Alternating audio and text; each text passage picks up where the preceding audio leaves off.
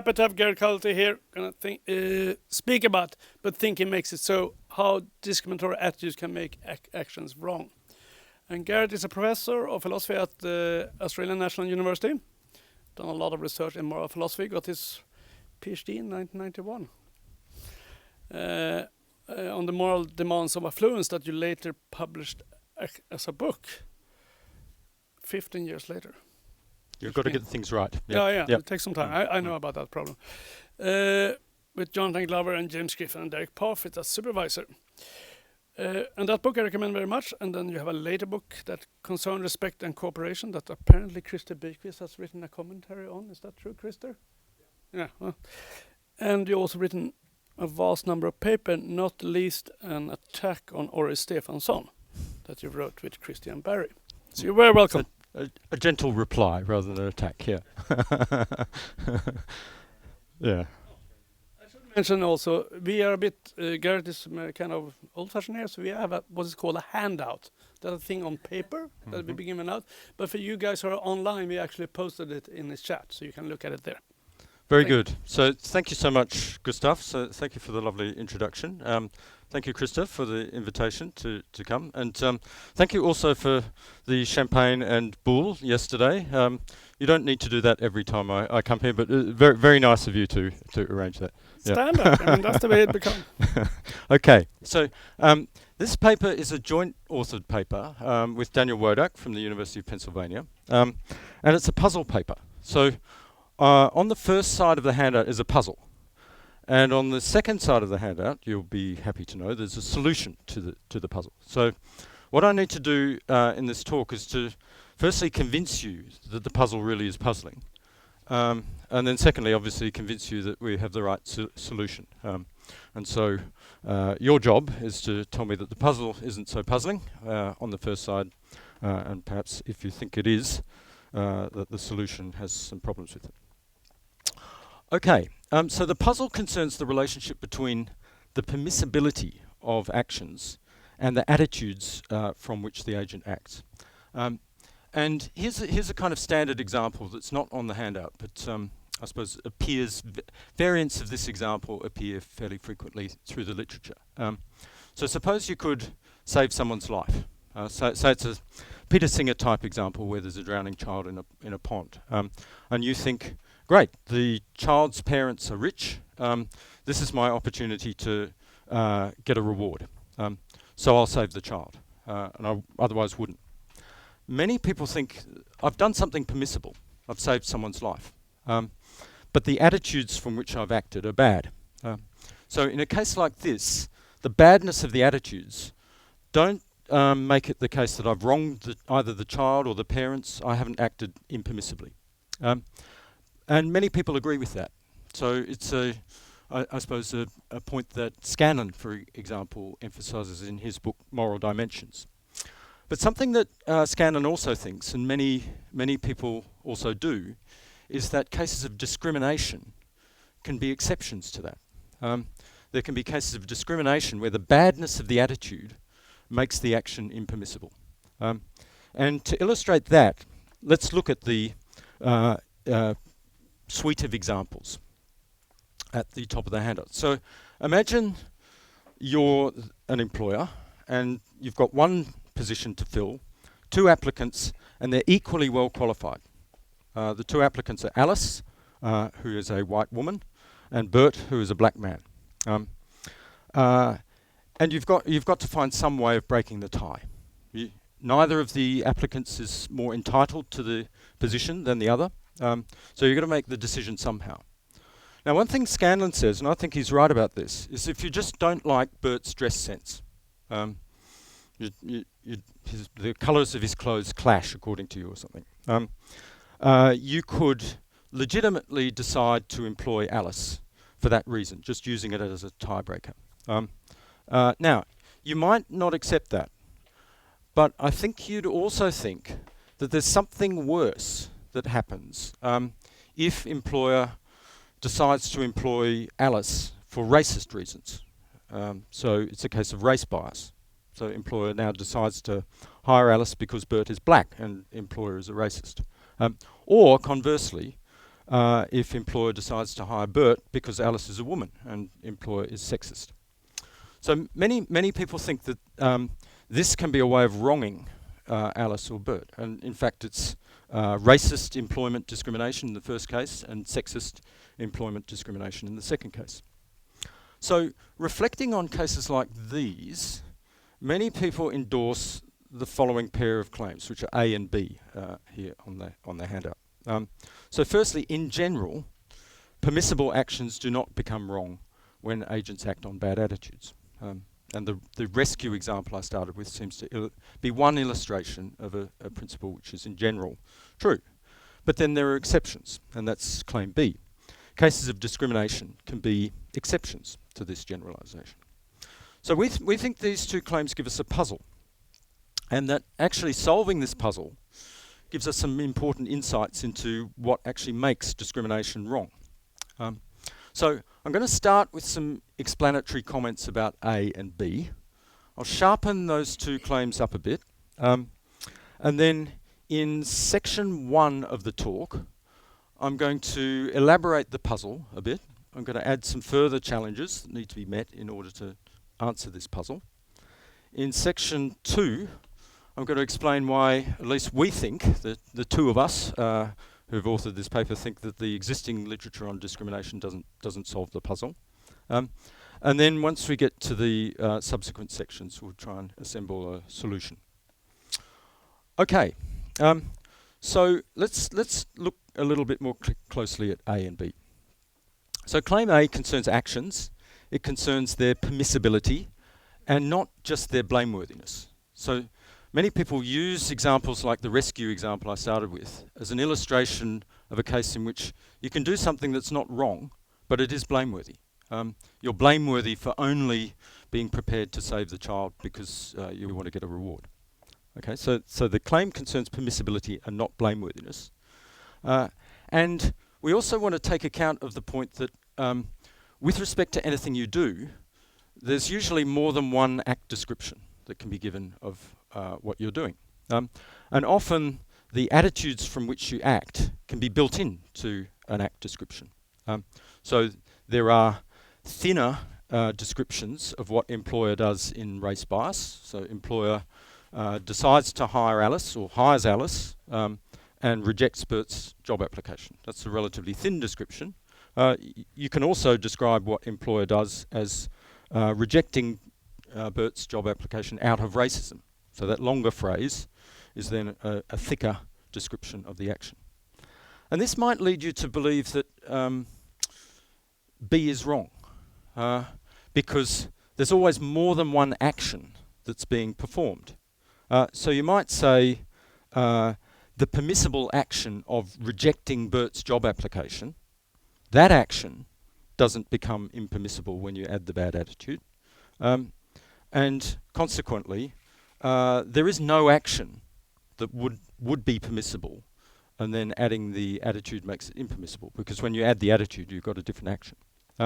So if that way of individuating actions appeals to you, then I'll ask you to interpret A as follows.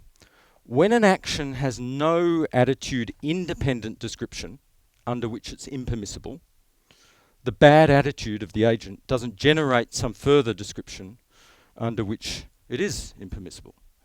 So in the rescue case, we've got a range of descriptions under which the action is not impermissible, saving the child's life, and so forth. And then when you add, it's actually an action of saving the child's life solely out of a desire to get a reward. That doesn't make it impermissible either. But in the discrimination cases, you get exceptions to that. Okay, so that's claim A. And then claim B, we want to say something a bit more specific about what we mean by discrimination. And I see that Casper Lippert Rasmussen is online, which is great. So we want to help ourselves to Casper's definition of group discrimination, which, broadly speaking, involves a practice of treating some people worse than others because of their membership of some socially salient group. So those are the cases of discrimination we're interested in. We don't assume that this is always wrong, neither does Casper. And we don't claim that it's the only exception to claim A either. So I think attempting to kill someone is a pretty plausible exception to claim A as well. I've wronged you if I try to kill you. And trying to kill you involves something about my attitudes and not just my attitude-independent action. There are more controversial examples. The doctrine of double effect obviously is much debated. So we're not trying to claim that discrimination provides the only exception to claim A. And moreover, we're not going to claim that all wrongful discrimination involves bad attitudes. We just start off with this puzzling kind of case where it seems that the bad attitude does make a difference to the wrongness of the action, and we want to explain that. Okay, so we have then got ourselves two questions here. One is, why do the agent's bad attitudes make discriminatory actions impermissible in our race bias and gender bias cases? But then secondly, why is this an exception to the generalization? So we want an answer to the first of those questions that doesn't overgeneralize and doesn't threaten to produce the result that all actions produced from bad attitudes are impermissible. We won't try and explain why we think A in general is true. That's a further issue. But we want to explain why cases of discrimination can provide exceptions. Okay, so let me now say something a bit more about the puzzle that we're working from. And explain why it doesn't have an easy solution. So one tempting way to try to deal with this puzzle is again to look at different act descriptions, thinner and thicker act descriptions. And you might try saying, well, employers' bad attitudes make the action wrong because they make it a different action. So not hiring Bert becomes an action of not hiring Bert because he's black, and that makes it into an action of racist employment discrimination, and racist employment discrimination is wrong. So by adding the attitude, you turn it into a different kind of action, and that makes it wrong. But this overgeneralizes because bad attitudes generally produce different act descriptions. The rescuer's attitudes in the opening example make the action into cynical gold digging. So it's now an action of cynical gold digging. And that's blameworthy, but that doesn't make it wrong or impermissible. So the core puzzle is how to explain claim B without overgeneralizing and becoming inconsistent with A, with the general truth of the claim that bad attitudes don't make actions impermissible. And on top of this, we think there are 4 further constraints that need to be met in order to have a really convincing response to the puzzle. So the first is, if we look at the first of our 2 questions, the end of the introduction, why do agents' bad attitudes make discriminatory actions impermissible? It's a question about actions. And so the answer to it can't be to take the view that, for example, Rima Basu takes, and say that forming a racist attitude is itself morally wrong. So that might be true. We're not going to take sides on that. Maybe Basu's right. Maybe George Scher, who wrote a book called A Wild West of the Mind, in which he argues for the opposite view, that whatever the turmoil and chaos going on in your mind, you're not wronging people. He takes the opposite view about this. But that's not our issue.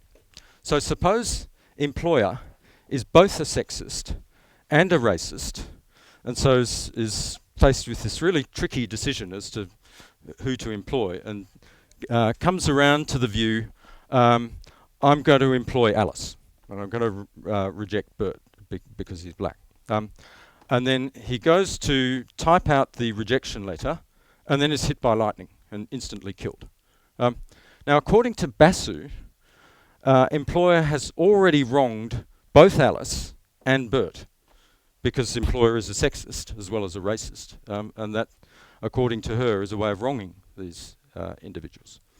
But what we want to know is what the difference is between the lightning strike case and the case in which there's no strike of lightning and Bert's job application really is rejected and Alice really is hired. So our question is a question about actions. Okay, so how does employer's attitude make his action wrong? So that's the action challenge. Then next, you might think, well, the answer to this has got to have something to do with publicly conveying attitudes with a denigratory content. And it does have to have something to do with that. But what we're going to need in order to have a really convincing response to the puzzle is not just any old disrespectful attitude. So we might look for a model in other sorts of actions that express disrespectful attitudes. So insults, for example. Someone just coming along making some insulting remark about the way you look. Okay, so that can be a way of wronging someone. But the wrongness of discrimination is clearly more serious than the wrongness of mere personal insults. So that gives us a seriousness challenge. The answer to the puzzle can't just be that discriminatory actions are wrong in the same way that personal insults are wrong. They're wrong in a more serious way. We've got to explain that. So those are two challenges. And then for the other two challenges, we've got to explain how it is that the attitude itself are not merely evidence of the possession of the attitude is what makes the action wrong. So it's a matter of publicly conveying attitudes that you really have rather than giving an impression of it. And that gives us two further challenges. So one is this. Suppose employer maintains a perfect poker face. So the two would-be employees present themselves, and employer with a completely blank expression offers the job to Alice and rejects Bert's job application without a flicker of an eyebrow or anything, but with this sort of racist hatred boiling away in his head. That still seems to us to be wrong. That's wrongful employment discrimination. It would make sense for employer, if employer ceases to become a racist later on, to apologise to Bert, and Bert to realise that he had been wronged back when, in this poker-faced way, in what we'll call the opaque case, Bert is denied employment for racist reasons. So that's the opacity challenge. The answer has to work when the attitudes are kept private. Now you might doubt that, and if you did, that would kind of make our task easier. But we think it's right that Bert is wronged when he is with a completely poker-faced denied employment for racist reasons. So we've got to explain that. And then we've also got the converse case. So the opaque case is the case where there's the attitude without any evidence. And the converse case is a case where there's the evidence without the attitude. So what if employer just gives misleading evidence that he's a racist? He kind of has some quirks of behaviour that are rather like the other racists around. And so Bert perhaps rationally forms the inference that he's been rejected on racist grounds. Then what we want to say is, well, perhaps there's evidence that Bert's been wronged, but he hasn't been. So the evidential challenge is the challenge of explaining why it matters that the agent really has the attitudes rather than just generating misleading evidence that it's so. So why does actually having the attitude matter? Okay, so I've kind of beefed up the challenge a bit by adding those 4 constraints on an answer, and I'm going to kind of circle back around to that at the end and explain how I think our view not only answers the puzzle but meets those constraints. Okay, now the final bit of setup is just to explain to you why I think, with apologies to Casper and also to anyone else who's written on discrimination, I don't think anyone's provided us yet with a solution, at least that we're happy with. And of course, I'm not going to launch now into some lengthy survey of the entire literature, but I'll explain why we're skeptical about this by just suggesting that a lot of accounts of wrongful discrimination fall into two broad families. And these two broad families of views are going to have opposite problems with trying to address the puzzle. So a first broad family of views are what we call action-based theories of wrongful discrimination. I think a very good example of this is Deborah Hellman's view. So according to Hellman, discrimination is wrong because it's demeaning. And what it is for an action to be demeaning is to express a lack of respect for the equal humanity of another person. But what she thinks is that whether an action does express a lack of respect is not connected to the attitudes of the agent. So I can express disrespect for someone by showing them my middle finger, or spitting on the ground at their feet, without having any negative attitudes in my head at all. In fact, an ignorant tourist who strolls in and has some misapprehension about the meaning of displaying your middle finger to other people might do so in an attempt to be friendly, but be doing something that does conventionally express disrespect. So on Hellman's view, the conventional meanings that an action have determine whether it's disrespectful, and that determines whether it's demeaning, and accordingly the wrongness of discrimination is attitude independent for her. And she actually explicitly denies that bad attitudes make discriminatory actions wrong. So she's just denying claim B.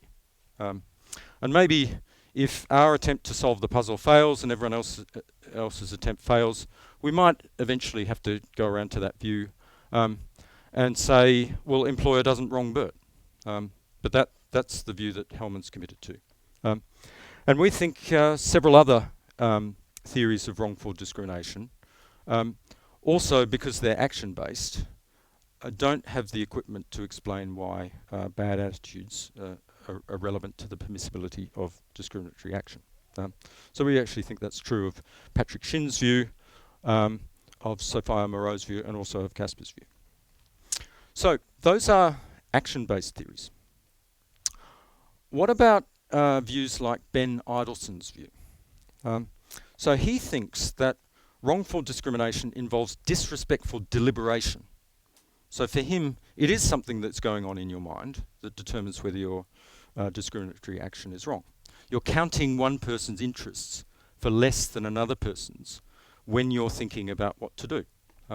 So employer is definitely doing that when employer makes his decision on racist grounds or sexist grounds for that matter. So it involves a kind of failure of recognition. But then, so Idelson has an attitude-based view.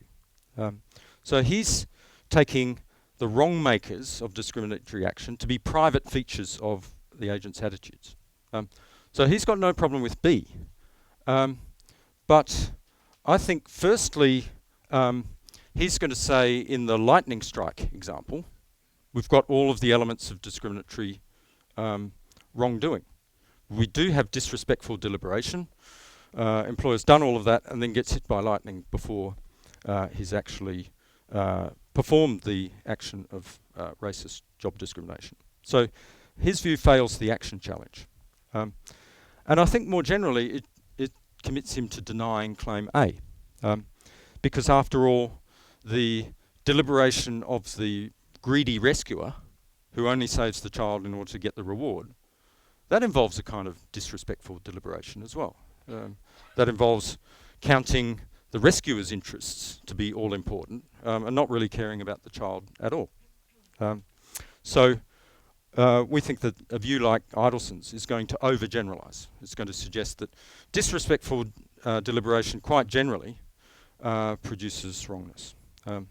And I think it's also going to fail the seriousness challenge because it's going to suggest that being insulting. So just thinking that one individual is less important than others is also going to involve exactly the same kind of problem as discrimination itself. Okay, so that's an attitude-based view. Larry Alexander, Richard Arneson, they have views like that. Okay, now let's try and become a bit more constructive here. So we think that a good start to towards coming up with a solution to the puzzle is provided by Scanlon. So Scanlon makes two insights that we think are really on point and seem to be important. So the first is that the reasons for which employer acts can change what is done to Bert because they change what Scanlon calls the meaning of the action. Where what Scanlon intends by that is the significance for the agent and others of the agent's willingness to act for those reasons. So what is done has a different significance because of the reasons for which the agent acts. And we think there's something right about that.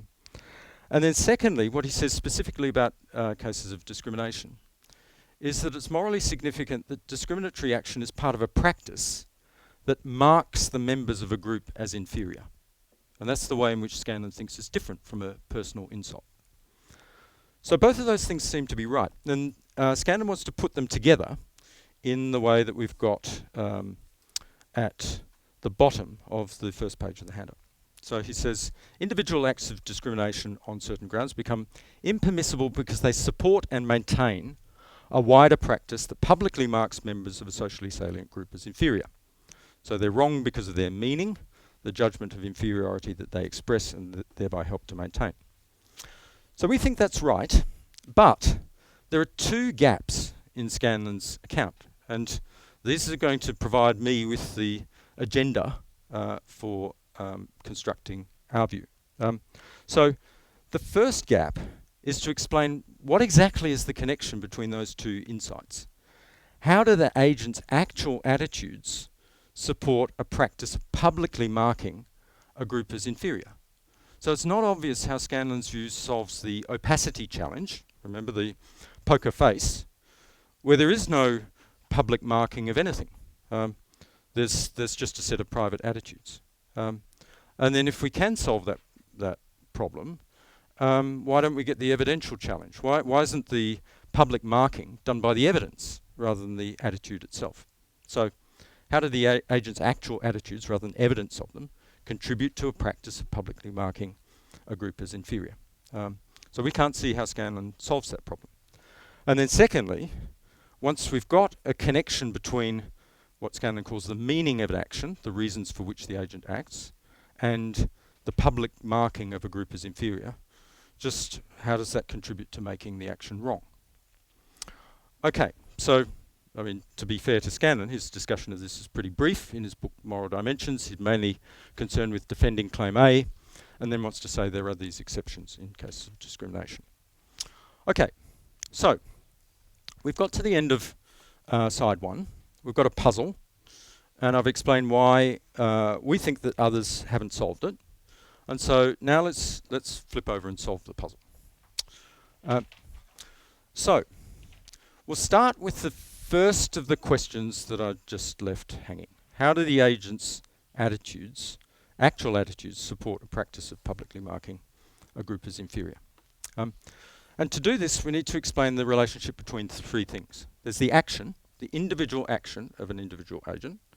There are the attitudes of that agent. And then there's a broader practice of publicly marking the members of some group as inferior. So what's the relationship between those three things? Let's start off with the relationship between the first two, the action and the agent's attitudes. And we'll say this, so the following is just stipulation. Let's use the term manifestation for providing good evidence of the fact that your action is performed from a certain attitude. So you could manifest it either by saying something or just by having some behavioural quirk that provides good evidence that you're performing the action from a certain attitude. And we'll think of manifestation as factive. So you've got to have an attitude in order to manifest it. So it's unlike the way in which Hellman talks about expressing an attitude. So you're not manifesting an attitude if you're an ignorant tourist going around displaying your middle finger or using the N-word out of ignorance. Okay, so that then leads to this question. In the opaque case, employer is not manifesting his bad attitude. So what do we say about that case? Well, what we can say is this, that in the actual world, employer's action is part of a broader practice of sexist employment discrimination. And that broader practice does produce a public pattern. So it's evident, especially to women, that women, when they're equally well qualified as men, have a lower success rate in applying for jobs. It's evident to members of ethnic minorities that they perform less well in the job market when they've got the same qualifications as members of the majority group. So there's a public pattern, and then that pattern, it doesn't manifest the attitudes of the individual discriminators, but what it does manifest is that among employers there is a prevalence of sexist attitudes, or that among employers there's a prevalence of racist attitudes. And indeed, even if every individual employer's individual motivation is opaque, employers can still jointly manifest their discriminatory attitudes. So what we get is the following set of relationships between our three items: the individual action, the attitudes of the individual agent, and the practice. So in transparent cases, the relationship between the individual action and the attitude is manifestation. It's evident what the attitude of the agent is. In opaque cases, there's a relationship of manifestation between the practice and the attitudes of the agents taken collectively. And there's also a relationship of constitution between the individual actions that individuals perform and the practice. The practice just is that collection of individual actions. So the performance of individual actions constitutes a practice, and the practice manifests the attitudes of the agents as a group. Okay, so we had two questions at the end of side one, and I've just given you an answer to the first one. So how do the agent's attitudes support a practice of publicly marking a group as inferior? It's by, in part, constituting a practice where the practice does the public marking by manifesting those attitudes. And then the second question was, why does this make the actions wrong? And to answer this second question, we need to take a closer look at what's involved in practices of publicly marking a group as inferior. And I'm now going to quote a short passage from Charles Mills's book, The Racial Contract, which I think is a very sort of incisive and rather biting answer to this, but it's an answer that's going to need to be unpacked a bit. So here's what he says, and I'll quote one sentence, and then the second sentence I'm going to quote is on the handout. So he has this book, The Racial Contract, and he explains the racial contract as follows. He says, the racial contract is that set of formal or informal agreements between the members of one subset of humans, henceforth designated as white, to categorise the remaining subset of humans as non-white and of a different and inferior moral status, sub-persons, so that they have a subordinate civil standing in the white or white-ruled polities. The general purpose of the racial contract is always the differential privileging of the whites as a group in respect of the non-whites as a group, the exploitation of their body, land and resources, and the denial of equal socioeconomic opportunities. Now, to unpack this, I think it's helpful to use some terminology. So we can mark a distinction between someone's true moral status, their true moral importance or worth, on the one hand, and on the other hand, the importance or worth they're actually regarded as having by the society in which they live. And we'll call the latter thing someone's positive moral standing. So that's the the importance or worth one is regarded as having by the society in which one lives. And the idea here is to make a distinction that's parallel to the distinction that's made between, on the one hand, say, natural rights and positive rights, the rights that are actually recognised in a society. Now, we think the way to interpret what Mills is saying is that the injustice, the deepest injustice imposed in group discrimination is a deprivation of positive moral standing. Group discrimination unjustly imposes a state of being regarded as having lesser moral standing or worth. And if you unpack this a bit more carefully, it looks as though what Mills is suggesting, and whether or not he's suggesting it, we think this is correct, is that this unjust social condition has 5 main components. There are denigratory attitudes amongst the dominant population. These are publicly communicated, that's the second component, in a way that marks the members of the oppressed group as inferior. And then this is further taken as a justificatory basis for denying further goods and opportunities. So goods and opportunities such as the ones that Mills mentions at the end of that passage. The exploitation of bodies, lands, resources, denial of socio-economic opportunities and so on. And this is obviously unjust because of the deprivation of those goods and opportunities. But the deeper injustice comes from the first 4 conditions and not the 5th. That is, being told that your lesser moral importance deprives you of the same moral claim as others. So you can imagine a society in which conditions 1 to 4 obtained, but the majority population thought, as a kind of supererogatory favour, we will provide you with the same goods and opportunities as we have, out of the goodness of our hearts. Not that you have a claim to it, but we're going to bestow this on you. And that would be an equally deep sort of insult for this attitude to be conveyed or made public. To be told that your lesser moral importance deprives you of the same moral claims as others. Okay, so how does attitude manifestation contribute to this?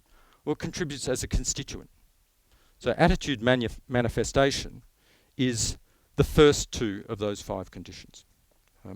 And without the denigratory attitudes, the situation of a subordinated group would be no worse than being surrounded by a bunch of ignorant tourists who are all sort of going around using the N-word, not knowing what it meant, which is, I mean, that would be annoying, but it's not as bad as being surrounded by real racist bigotry, which involves all 5 of those conditions.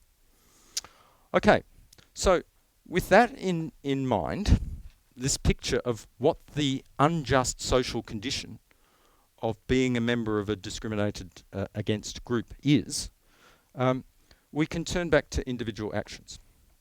So how does this make individual discriminatory actions wrong? Well, it makes them wrong in 2 ways. So firstly, you might well say that employer's action, when employer rejects Bert's application on racist grounds, it wrongs all black people. It wrongs all the members of the unjustly treated group. How? By helping to constitute this unjust social condition, the deprivation of positive moral standing, to which all of them are subjected. And some people who've written on discrimination aptly use this phrase of vicarious wrong. They suggest that discrimination is a vicarious wrong because people other than the direct target of the discrimination are wronged as well. So that seems right.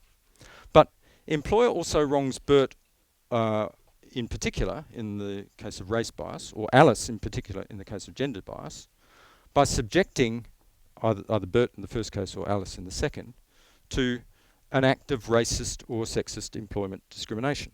So the attitudes from which employer acts makes the rejection of the application into an act of that unjust kind, and the individual action is wrong because it's an instance of an unjust practice in which denigratory attitudes towards someone are treated as a justificatory basis for denying an opportunity. And this applies, if that's true, it applies to the opaque case as well. Bert has been subjected to unjust job discrimination. Why is that wrong? Well, because it's part of this broader practice, which is sustaining of injustice. Okay, so we're now at section 5, which is towards the end of the second page. So we think the solution to the puzzle is to adopt a view that isn't action-based, and it's not attitude-based, but instead it's what we call a constitutive view, on which the manifestation of attitudes in action can be part of what constitutes an injustice. So this view is going to explain B. It's going to explain why there's an exception to the generalization. It explains that because the attitudes are part of what constitutes this specific kind of injustice, which is not present in the rescue type example. It explains B without undermining A. And we think it also answers those 4 challenges. It answers the action challenge because just privately harbouring racist attitudes but never doing anything about it doesn't provide us with, gives us condition 1 or constituent 1 of these 5 constituents of the deprivation of positive moral standing, but it misses the second one. So if any wrong is done in privately forming denigratory attitudes, it must have some other source. We don't say it's not wrong, but it needs some other explanation. So we meet the action challenge. We've met the seriousness challenge because deprivations of positive moral standing are not just trivial insults. We've met the opacity challenge because the actions of an opaque racist can still constitute part of a practice of unjust employment discrimination, and the practice can be what manifests denigration. And then the individual action does, in fact, subject someone to that practice. And we've also met the evidential challenge because although it's true that providing misleading evidence of denigratory attitudes might be wrong, it might, for instance, be negligent. If you're travelling to the United States and your vocabulary has been formed by reading Huckleberry Finn, and you haven't done a little bit of due diligence about insensitive choices of words, and you go around using what are in fact racial slurs, then you can have been negligent. Your action might be offensive in a negligent way. But if so, that kind of action would derive its offensiveness from the impression that it conveys that it's part of the unjust practice that we describe. So it's a derivative kind of wrong. So we don't claim that all wrongful discrimination must involve acting from denigratory attitudes, but we think that often when discriminatory actions that lack racist attitudes are wrong, they do derive their wrongness from their relationship to actions where the denigratory attitudes are present. I'm just going to finish with one final example to illustrate this, and it's a standard kind of case that gets discussed a lot, not just in the philosophical literature, but it was a real and persisting phenomenon, and no doubt still is in some parts of the world. And we'll call this the case of an unprejudiced discriminator. So think of a small town shopkeeper who genuinely is not himself a racist, but says to Bert, "Look, sorry, I can't give you a job because my customers are all racists, and my business will collapse if I employ you in my shop. So I can't employ you. Sorry." Now, there definitely have been cases of that phenomenon, and in some parts of the world it's been quite pervasive. It is the case, I think, that employer, under those circumstances, is wronging Bert in rejecting him for discriminatory reasons, even though employer is not himself a racist. And I think the explanation of this is that it's the customers who supply the first 4 conditions of the deprivation of positive moral standing, and then employer is coming along and adding the 5th. That's to say, he's now denying Bert employment, so he's denying the opportunity of employment, because the racists think that Bert's inferiority is a justification for denying him employment. So he's delivering the 5th condition for the racists. So his denial of employment to Bert is not just a denial that coexists alongside the sexist or racist denigratory attitude. It results from them, and it produces the outcome towards which they are directed. Okay, so I came along equipped with some problem cases that might have occurred to you and some responses to give to those. However, I think I've exhausted exactly 45 minutes, which is usually the correct amount of time to spend on these occasions. And it's really your job to come up with the problem cases rather than mine. So I'm going to keep those up my sleeve, and I think I'll just finish there.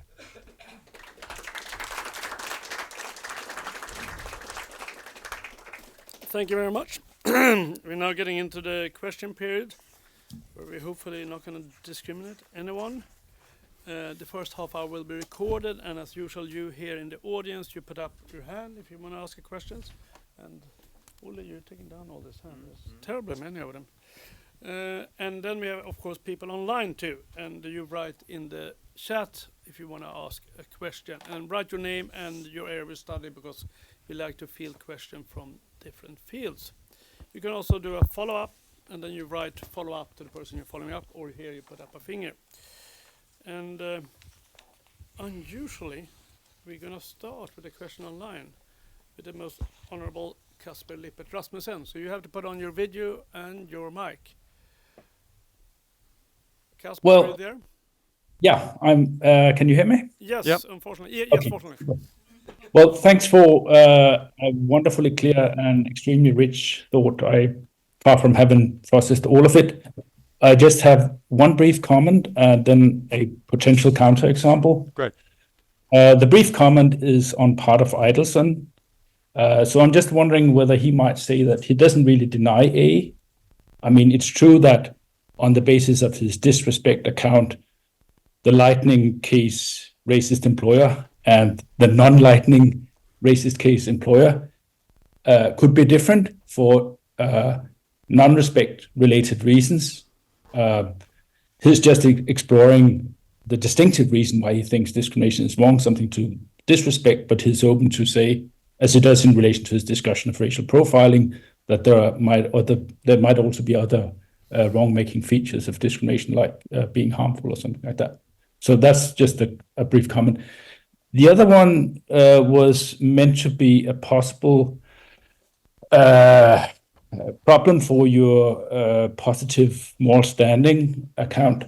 So what I want to imagine is a case where you have a situation where there's discrimination going on based on, say, race and gender, but it so happens that all people who have the race on the basis of which you gets discriminated against have the gender on the basis of which you get discriminated in favor of, and all people who have the gender in virtue of which you get discriminated against have the race in virtue of which you get discriminated in favor of.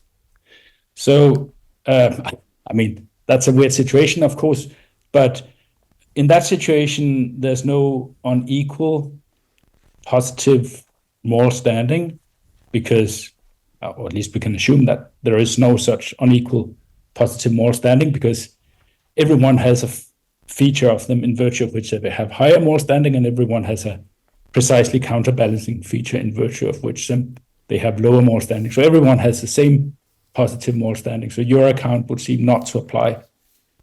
Yet I would suppose that the moral difference between the racist and the non-racist employer who doesn't employ Alice still exists in that case. And if you agree with me on that, perhaps that suggests that your account does at least not explain all of the morally relevant difference between these two employers. So that's a potential challenge. Yeah, great. So those are two excellent comments. So I think the first one shows that what we've actually said about Idelson is too strongly phrased on the handout. So we think he's at least committed to denying A, or has a problem explaining why in general it is that bad attitudes don't make actions impermissible. Because the explanation he gives of the wrongness of discrimination at least seems to have the potential to apply more broadly elsewhere. But you're right. His claims about discrimination could be supplemented by some other explanation of why the kind of deliberative disrespect that he thinks is present in the discrimination case, that exact form of deliberative disrespect isn't present elsewhere. But it's at least a challenge that it's harder for him to respond to. The second kind of the counterexample. So this is number 2 on my list of additional things that I thought I might talk about. So we kind of thought of that one ourselves. So we call that the hyper-opaque case. So the opaque case is where employer just has a poker face. The hyper-opaque case is where in society there are equal numbers of women applicants and black applicants. The only jobs available always have those 2 applicants, and the prevalence of sexism is exactly as common as the prevalence of racism, and so this is masked. We've got a masking effect. Now, what we say, remember what we say about the opaque case, is that employer is actually part of what's constituting the discernible pattern of discrimination against black people, if we take the racist case, even though we can't tell that in this particular example. Now, what we're going to say about Casper's hyper-opaque case is that provided there are instances of racist discrimination which are discernible somewhere, then all of the instances of employment discrimination that are actually racist discrimination are going to be part of that broader pattern. So we're just going to have opacity that applies generally in the employment context, but provided there's some context in which there is manifestation of the attitude suggesting that black people, for example, are inferior, and some goods and opportunities are to be denied to them, then the employers are still going to be part of that pattern, even though this isn't discernible in the case of employers. So we think of that as just a stretching of the same phenomenon. And then if we get to the extreme end of the spectrum where this just isn't discernible anywhere, we think there's some pressure to explain whether there really is some pernicious or unjust form of discrimination going on. If no one gets sent the signal that they're inferior, there's no discernible denial of goods and opportunities in relation to any other group. And maybe that last bit is a bullet for us to bite. But in general, that's the way we want to deal with Casper's example. Happy with that, Casper? That's a strong... no, thanks for the answer. Okay. Hey, Katarina. Thank you, Casper. Okay, thank you very much. This was truly... Oh, sorry. Yes, of course. Is it on? Yeah. Thank you very much. This was truly interesting and very clear and stimulating. So I have a question for you regarding a suspicion that your account still has a remaining tension between the opacity and evidential challenge, as I understand them. And to bring that out, I will want to give you a problem case. Good. So, good. Here goes. So let's say that you have 2 employers, right? So one of them is a racist and a sexist, as the one you described initially. So a racist bias, sexist bias, but also this fashion bias, right? The other employer is a true egalitarian when it comes to racist and sexist biases, but has this fashion bias too, right? And so let's say that for the first employer, the racist and sexist bias cancel out, as in your example. And so it comes down to the fashion bias, and the person decides that Alice is hired. Then if their attitudes are kept private, the racist sexist on the one side and the egalitarian attitude on the other side, then it seems to me that even though I think these cases are morally different in terms of discrimination, that in the context of racist and sexist practices, manifesting degradation, then either employer, through their action, would submit the victim, the black man, to this practice. So then I would suspect that your account will be over-inclusive and not being able to recognize that the egalitarian employer is doing everything right, but just unfortunately within a very bad context. Yeah, great. So we still think it's correct to describe your second case of the egalitarian with the fashion bias, whose behaviour we can't tell apart from the first case. So it's a kind of amplification of my opaque example. But we still think your first employer is actually, and this I suppose is a metaphysical claim, is partly constituting this practice whereby employers with racist or sexist attitudes are collectively sending a message to members of the minority group. Now, this particular employer is not manifesting anything, is not himself sending that signal, but it's true of employers taken collectively that the members of the groups discriminated against can see that there is a prevalence of discriminatory attitudes amongst employers.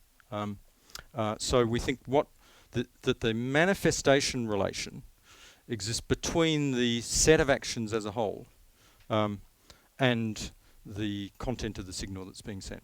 And then what we say to employer in the first case is, your action is wrong because actually you are part of that broader practice which manifests that there is a prevalence of discriminatory attitudes. Yes, but you would say the same thing to the second employer, right? The egalitarian no, employer. I wouldn't, because the second employer is not actually constituting the practice with those 5 conditions.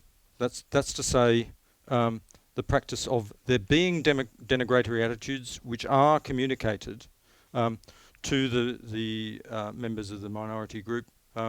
So he looks as if he is part of that practice, but he's not. Very good. Then next on the list we have Christer. Well, thank you so much. So I think I have 2 questions. I think it might be clarification, actually. So I'm not sure this is an objection. Okay. It might turn into one or 2. Yeah, the first one is actually about dilemmas, right? So you might have cases where you're saving, have to say 1 or 2 kids, and you're racist and sexist.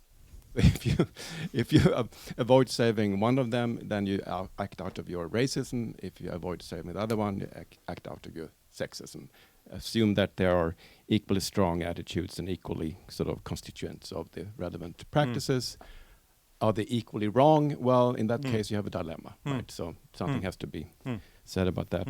And the second question is just perhaps about clarification about constituent, being a constituent, because think about the first racist or the first sexist, so to speak, who was not yet part of a widespread practice. Or think about the last sexist, who performed an action perhaps that, in fact, for some strange reason, ended the practice. Right?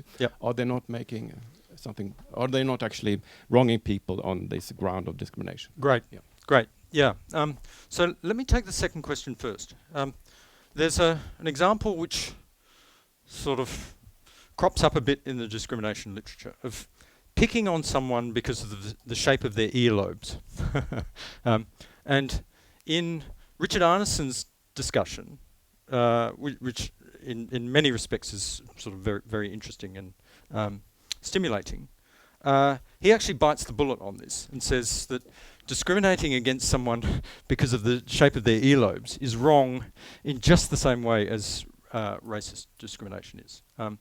And I think that one of the virtues of our account is that it says that there's a very important difference between the single racist case and the case where there is a practice of discrimination. Because after all, if humans generally were more sensible than they actually are, and there was just one individual in the world who had a thing about the shape of people's earlobes, and another person in the world who had a thing about the colour of people's skin, another person in the world who had a thing about freckles or hair color, they would all be just as absurd as anything else. And I think it is true that racism, if there were only one racist, would be no more problematic, perhaps no less problematic, than just picking on someone because of the shape of their earlobe.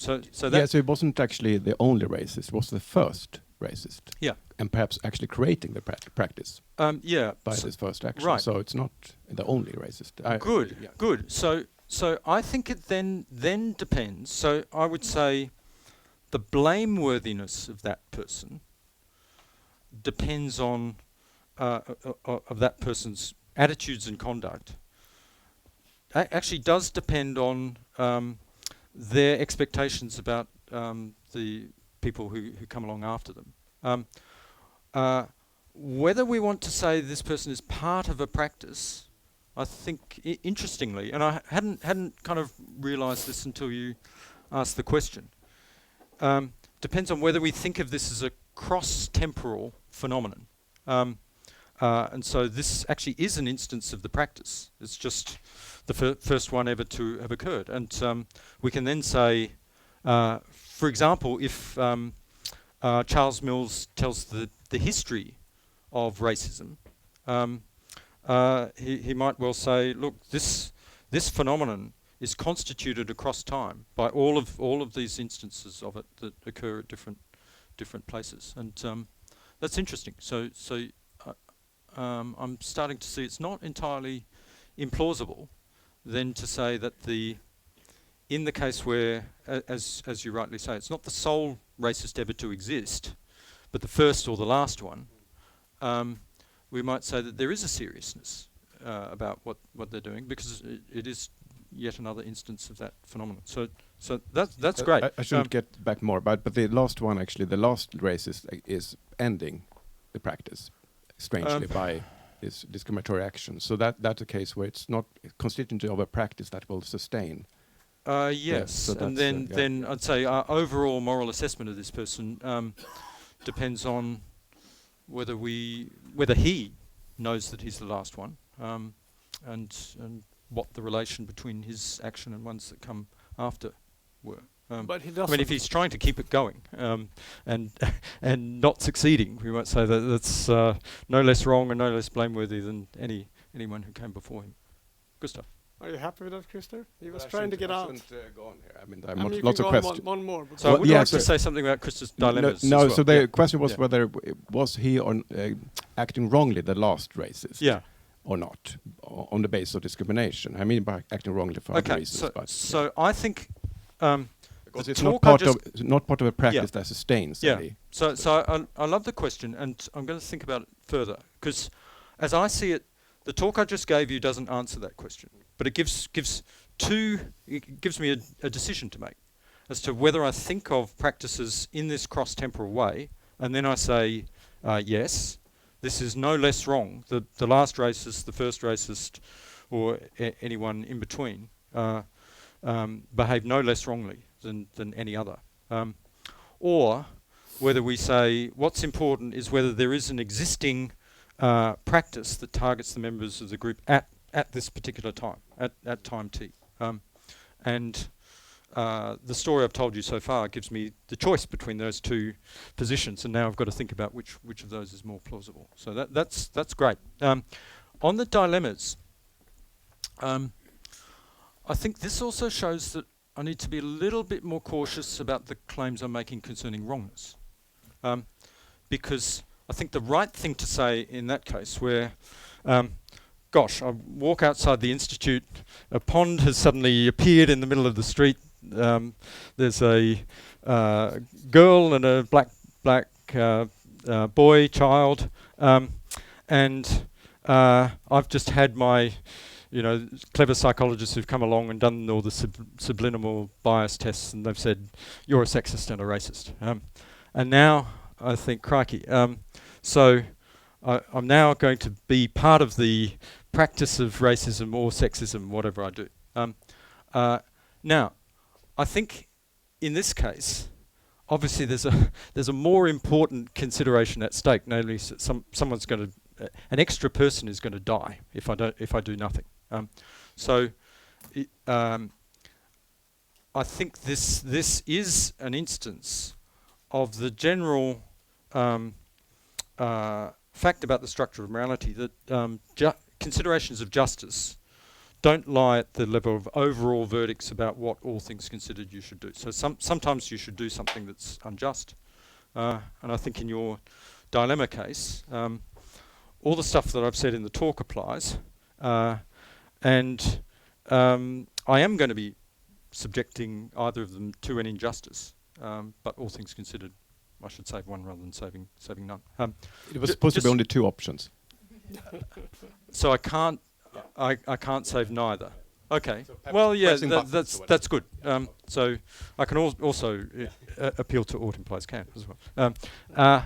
Yeah. So in a more realistic example, though, there is still a question for me. If you realise that you're a racist, and you've got the original choice, does that mean that now you just have to employ Alice because you're a racist?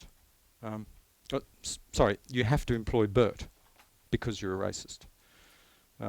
So you know, if I say yes to Alice, I can't get these kind of racist attitudes out of my head, and I will inevitably be doing it with a racist thought in mind. So maybe I do have to employ Bert. Very well. I think we will talk more about that, but now we have online Sangeeta Bhagagupta. So if you Thank you for this. Yeah. Thank you for this. And I'm coming from a very different point of departure. I am an ethnographer, and I have just been teaching a doctoral course on decolonial ethnography. And I work with issues of intersectionality beyond Eurocentrism. So that is a basic point of departure for my questions. One is, to what extent is the discriminatory literature that you have been pointing us to what extent does it draw on decolonial perspectives? And the other is possibly tied to decolonial frameworks. Is thinking not also action? So I'd like you to comment on how you are discussing individual actions and social practices as being too heuristically separate, but how are you doing this? And finally, I want to ask, within the discipline of philosophy, European philosophy, or Northern philosophy, how much emphasis is being given or not being given on the scholar's positionality? You've been talking about race in your cases and gender, as if Bert is not also gendered. What about your own positionality in contributing to our collective thinking? And thank you for this presentation. Thank you so much for the questions. So I'll try and answer them briefly, and do come back if the answers seem to be too brief. So your first question was, to what extent does the philosophy literature draw on decolonial perspectives? And I think it'd be fair to say that most of the philosophers writing on discrimination treat that as a background description of the phenomena of discrimination, the wrongness or moral problems in connection with which philosophers then see themselves as trying to get to the bottom of. So I suppose we see ourselves as certainly being under a pressure to be accurate about what the phenomena are, and then potentially to be shown to be wrong in the assumptions that are being made about what the phenomena of discrimination really are. But I think this is also more prominent in some countries' discussions of what they take the central phenomena of discrimination to be than others. So I suppose in my home country of Australia, obviously the most prominent and fraught issues concern relations between Indigenous and non-Indigenous Australians. And then to the extent that people can point to mistakes that are being made about the assumptions of what the phenomena of discrimination are, that I think is a severe limitation of the literature. I'll just say one other thing on the first point. That's really why I quoted Mills, rather than saying what I think the problems of American racism to be, because there's such an eloquent discussion of what he takes the basic phenomenon to be. On whether thinking is action, it is, but it's action of a special kind. So I think forming a belief is something that you do. Perhaps to a lesser extent, the forming of an emotional reaction is something that you do. There's a much broader discussion to be had about the extent to which the phenomena of agency, which manifest themselves in public physical action, are all true of mental action. And I think this actually lends some credence to the Rima Basu view, that the subjects of discrimination are being wronged just through the formation of thoughts. But as I said in the talk, I'm leaving it open whether that's correct or not. And then finally, on scholars' positionality, I think that's really something that it's better for me to leave others to judge than myself. So I'm certainly open to someone pointing out that there are assumptions that I've made about the phenomenon of discrimination itself that are to be explained by my own kind of ignorance in some way, and I'd be open to and very interested if that was to be pointed out. But yeah, obviously that's a criticism that anyone contributing to any normative discussion is open to at any point. Are you happy with that answer? Yeah, could I just make a Yes, couple please. of comments? Yep. This was to get to know, and thank you for pointing out that these are areas that need to be discussed further. But for instance, Ubuntu philosophies, Dharma philosophies, they do point to other ways of understanding our world and our place in the world, and what we are now discussing, discrimination, and I think that would enrich in this kind of thinking, the kind of articulations you made about thick and thinner descriptions of actions, for instance. And I'm also thinking of Sandhu Hira's recent volume, Decolonizing the Mind, A Guide to Decolonial Theory and Practice, where he does engage with the conundrums that we find ourselves in through this mainstream philosophical point of departure, where we get entangled in a particular way of thinking. So it wasn't pointing to your positionality. It was discussing the need to understand that there is no knowledge production that is neutral. So raising our awareness of one another's positionalities as scholars then allows us to be aware of the non-neutrality of all knowledge production. So I was coming from those points of departure, and here intersectionality then allows us to go beyond just looking at race and gender and then class and the additive ways in which it is being done in northern ways of understanding positionality. Thank you. So thanks very much for those references. That's very helpful. Thank you. Okay.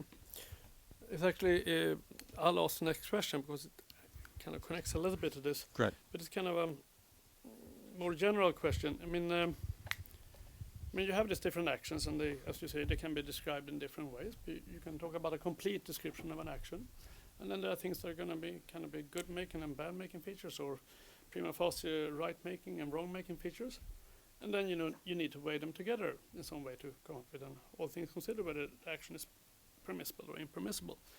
So what I wonder about, the first thing I wonder about, you talk about the attitudes that have to do with discrimination as exceptions. So that means you don't think other attitudes can have the same kind of effect? No, there might be other exceptions. Okay, so this is just, there's nothing special here about discrimination. It's rather that it's a kind of quasi-empirical question that sometimes actually attitudes can swing things from being permissible and impermissible. Yeah. Okay. So I gave the example of attempts earlier on. So I put sugar in your coffee, and actually I believe that it's arsenic, and I'm trying to kill you. So here I think not just that this is a bad attitude, but now you've been subjected to attempted murder, and so you've now been wronged. Yeah. But there, I think there's going to have to be some other sort of explanation of what makes the intention in that case relevant to permissibility. Given that it's not in the rescue case, it's not in a whole lot of other cases, and I suppose I have, without really arguing for it, I've said the default situation with respect to permissibility and attitudes is the one as described in A. Yes. And then I'm talking about one class of exceptions here. There may be some other exceptions. That's what I wonder. Why they put it as a kind of in that strong way? I mean, it seems to be attitudes sometimes can flip the thing, and discriminatory attitudes might be one, and then be other ones. I mean, let's say. I mean, I actually disagree about your dress sense example. Right. But let's say that I have two equally competent candidates, but Chris is one of them, but I employ him because I want to upset my ex-partner. Mm-hmm. I mean, that seems to be an attitude that can be wrong-making. So it seems to be general. There's nothing special here. But it looked like you thought it was something special, but that's just... So this is inviting me to say something about what the case in favour of A is. Which you didn't do, I think. Which I didn't do. Absolutely. But to the extent that that I do have a view about that, I'd say in the rescue case, what we then say is the child has certain rights, the parent has certain rights, and the attitudes with which I act are not going to be relevant to whether I have actually responded to what the child has a right to from me. So the child has a right to be pulled out of the pond, has a right to its life being saved, but it doesn't have a right to my doing so from one attitude or another.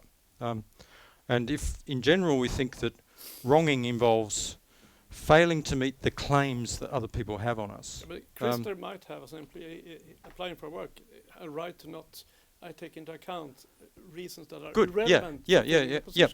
So your case is just one case when there are not, but there are lots of other cases. Okay. But there are rights of that kind. So I think there is certainly a credible view according to which every job applicant has a right to a certain procedure being followed in relation to employment. And that gives you a case for thinking that we and Scanlon, who also thinks this, are wrong about the ill-suited case. It's actually, that's a violation of procedure. So the most obvious violations of procedure are when, as is usually the case, one candidate is just very slightly more qualified. So it is unusual to have a case where we're inclined to say the qualifications are identical. And I've never ever been in a committee where people actually tossed a coin. So always there's some psychological reasons. Some consideration is given. Okay, but I certainly hear the force of the thought that even in a tie-break case, where we are saying that neither candidate has more of a claim to the employment position than the other, and neither would be being treated unjustly if you did sort of call them both into the interview room and say, okay, we think you're equally well qualified, we're going to toss a coin here. Okay, heads, it's Alice, and tails, it's Bert. There would be no injustice there. Yeah, so I see the force. A standard view is that we should only take into account the merits for the position, that what the person is going to perform better or worse in the position. Yeah. As soon as you don't take other reasons, and there are some complications with affirmative actions, but anyway. Yeah. So, but I suppose this was the response to Magnus earlier. I think I see the force of that thought. That even in tie-break cases, there are considerations of procedural justice that forbid invoking any tie-break consideration at all. You must toss a coin in any tie-break case. So let's grant that.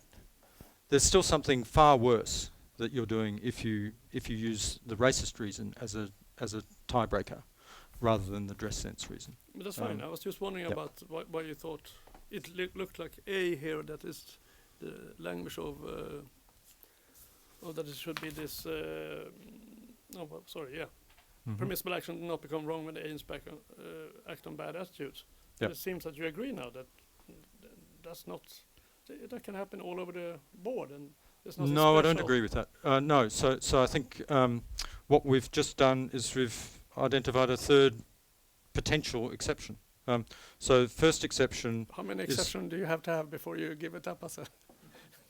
So it's a question of whether there are special reasons. So you provided special procedural reasons in the employment case. Mm-hmm. So there are reasons of procedural justice, which you think there are, and I think there aren't in the tie-break case. So you think if people's CVs are equally strong, you're actually under an obligation to physically toss a coin, which I don't think is true.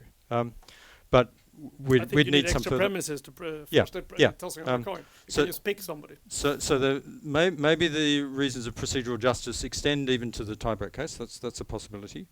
There's the cases of racist and sexist discrimination, and then there are attempts, which we talked about before. But I think okay. So we need an explanation of why attempts are wrong. How have I violated your claims just in attempting to do something that I never did? That's an interesting question. I'm not going to hog there. I had a second question. I quickly do that. You write in an intriguing way here about denigratory attitudes can make otherwise permissible action impermissible by helping to constitute. Yep. I would like to know more about that. Helping. It's not just constitute, it's helping to constitute. What does it mean? Yeah, so it means about probabilities. It or means something like that? no. It just means that with one individual action, you don't have a practice. So the practice is constituted by the whole set of individual actions. So what employer is doing is employer is performing an action that partially constitutes the practice, and then every other racist employer is also partially constituting the practice. The practice just is the conjunction of all of the individual actions. So there's no need that this kind of strengthens or something like no, that. Can be no. It doesn't need to be a difference maker. Yeah, so that's good. I was going to say that's helpful. That the language of helping to constitute suggests some kind of causal strengthening. Yeah, whereas all I mean is being a mereological part of the overall practice. On that helpful note, at last, join me and thank Garrett for this lovely talk. Thank you. We have some talks coming up. September 18, Lucas Meyer is going to talk about legitimate expectations and compensation in changing circumstances. September 25th, we have Michael Gretz, and he's from the Swedish Institute of Social Research. He's going to talk about measuring equality of opportunity. And then we have, on October 2nd, we have Lina Eriksson, political science, going to talk about changing social norms. What levers can we pull? You're very welcome then. Thank you very much.